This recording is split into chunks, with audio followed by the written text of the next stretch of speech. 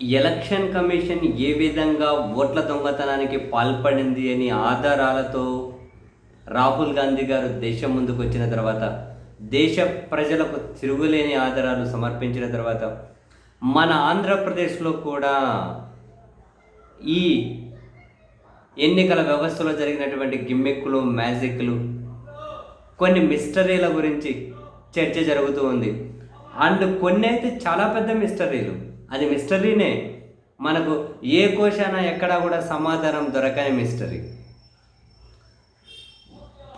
ఫలితాలు వచ్చినటువంటి 10 రోజుల్లోనే ఈవీఎంలను ఎందుకు ధ్వంసం చేయమని ఎలక్షన్ కమిషన్ వాళ్ళు ఆదేశాలు ఇచ్చారో తెలియదు. అక్కడి నుంచి మొదలు పెడితే రాత్రి 6 దాటిన తర్వాత ఏకంగా 12.54% పోలింగ్ పెరగడమేంది. ఆ పోలింగ్ బూత్లకు ఓట్లు వేయడం కోసం పోలింగ్ బూత్ల దగ్గర జనాలు క్యూ లైన్లో ఉన్నట్లు ఎక్కడ మనకు విజువల్స్ కనిపించలేదు. ఎందుకు ఎవరైనా రిలీజ్ చేయమనండి, మనము చూద్దాం. అదిగో ఈ పోలింగ్ బూత్లో ఓటు వేయడం కోసం ఈ టైంలో ఎంతమంది ఉన్నారు అని.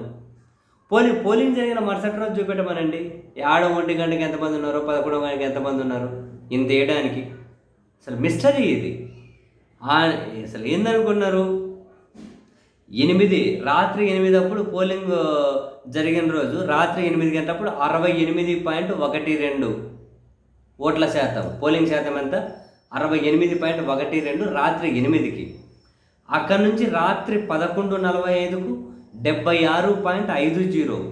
ఒరేని పాసుగుల్లా, ఏకంగా రాత్రి 8 నుంచి 11:45 అప్పుడు 6% పైగా పోలింగ్ శాతం పెరిగిందా? అంటే ప్రతి 100 మందిలో 6 మంది రాత్రి 8 నుంచి 11:30 మధ్య ఓట్లు వేశారు ఆంధ్రప్రదేశ్లో.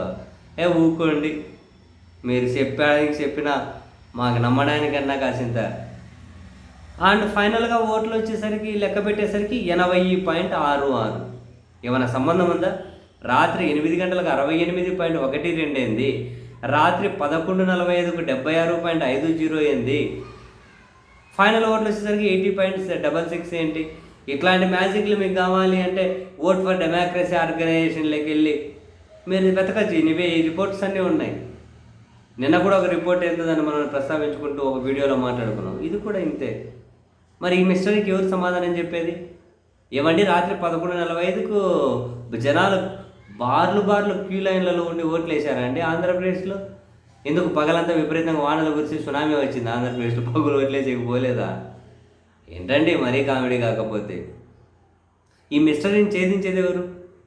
ఈ మిస్టరీని ఛేదించాలంటే వీడియో ఫుటేజ్ రిలీజ్ చేయాలి. వీడియో ఫుటేజ్ రిలీజ్ చేయాలంటే మేము ఎప్పుడో కాల్ చేసినాం, యాడ్ నుంచి తెస్తామంటది ఎలక్షన్ కమిషన్. ఎందుకు కాల్ చేశారు అంటే, ఏమో కాల్చినాం, పైన ఎవరో చెప్పినట్లు వీళ్ళకు. వీడియో ఫుటేజ్ రిలీజ్ చేయండి. లేదు వాళ్ళ దగ్గర చేయరు. అరే మరి మిస్టరీనే. ఇట్లాంటి గిమ్మిక్కులు ఎన్నున్నాయో.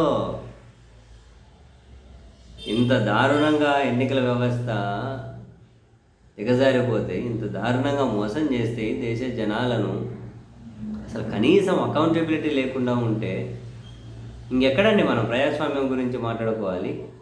ఎంతమంది త్యాగం అండి ప్రజాస్వామ్యం. ఈరోజు ఉన్న పార్టీలో రేపు పోతే, రేపున్న వెళ్ళుండ్రో, ఈరోజు ఉన్నవి మాయమైపోయి ఈరోజు లేనివి కొత్త పార్టీలు వస్తే ఏదైనా కావచ్చు, కానీ డెమోక్రసీ కదా అట్ మోస్ట్ ఇంపార్టెంట్. అదే కదా అసలు ఫస్ట్ కావాల్సింది. దాన్నే ధ్వంసం చేస్తారంటే, ఓట్లను ధ్వంసం చేస్తారంటే ప్రజాస్వామ్యాన్ని ధ్వంసం చేసినట్లు ఇంకేముంది మాట్లాడుకోవడానికి? ఇన్ని మిస్టరీస్ ఉన్నాయి చూడండి.